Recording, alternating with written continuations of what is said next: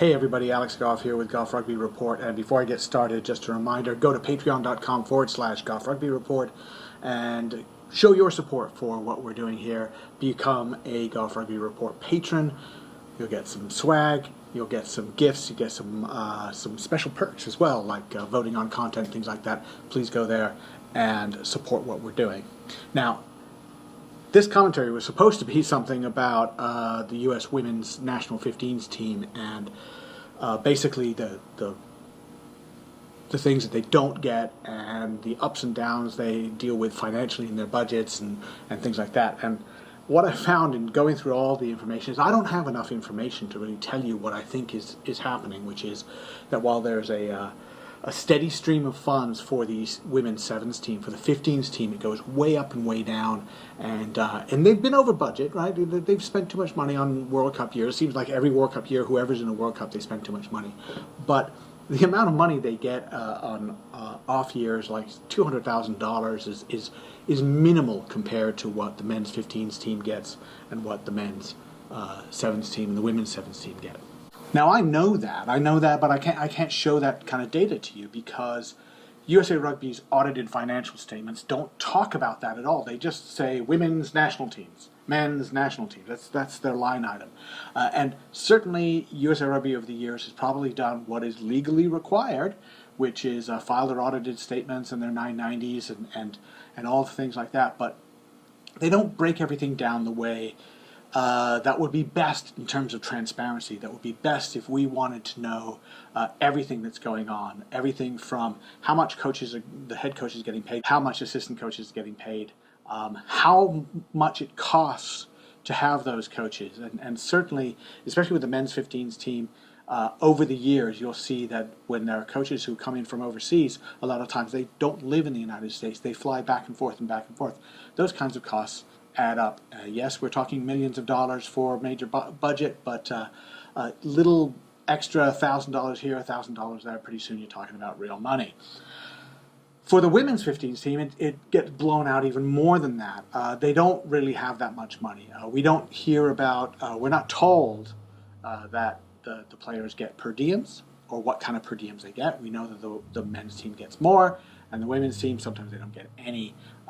That stuff is not broken down. It's not broken down in terms of how much money it costs for a player to participate and play for their national team. It's not broken down in terms of how much it costs to host a team or what other equipment costs are thrown in there. I've heard so many horror stories about equipment bags being overnighted across the country, goalpost paths being overnighted or lost or things like that because there was some idea that they were going to save money at some point and the organization ended up spending extra money.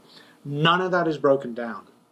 And I think that going forward, even though USA Rugby has pledged to separate everything out, membership stuff over here and non-membership stuff over here, the high performance, I think it should be broken down. I think there should be much more transparency when it comes to how the national teams are put together, how the age grade national teams are put together. What does it cost for all of these things to happen? They should say, we're getting together the under 23 team, so this is how much it's going to projected to cost on hotels. This is how much it's going to cost on rentals and practice space and everything broken down so we understand what's going on. I think it would be good for USA Rugby if they did that. But they don't do that, and instead we just sort of see at the end a lump sum and say, oh, we overspent by $500,000. Sorry about that.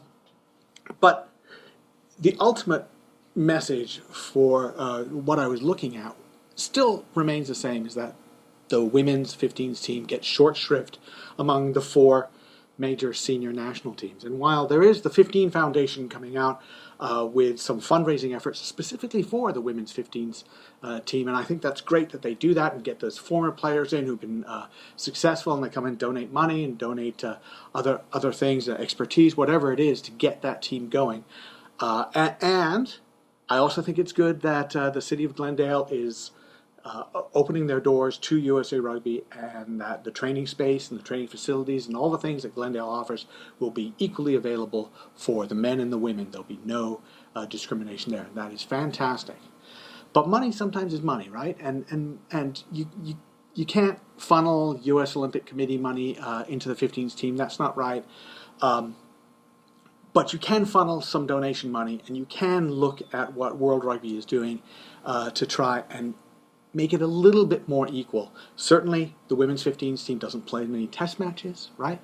They don't get fans, and you know I've talked a lot about how maybe there needs to be a bigger effort into getting fans to go to women's 15 matches, and fans of women's national team games need to actually front up and pay to go see these things and buy the jerseys and all those things. But even we understand that there still needs to be a little bit of closing of the gap for the women's 15s team. So ultimately, transparency, break it all down for us.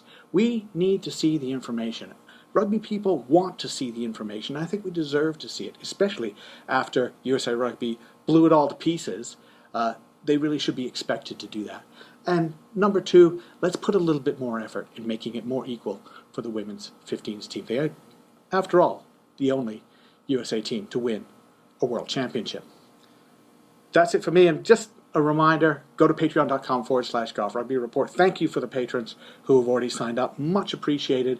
And we'll be recognizing them throughout the month. And there will be perks. There will be chances to vote on some things. And there will be some gifts for everybody who signs up. But by doing that, you keep these kinds of commentaries and things in front of paywall, and I can put them anywhere I want, and more people see them. And at the same time, you support what we're doing. So thanks a lot.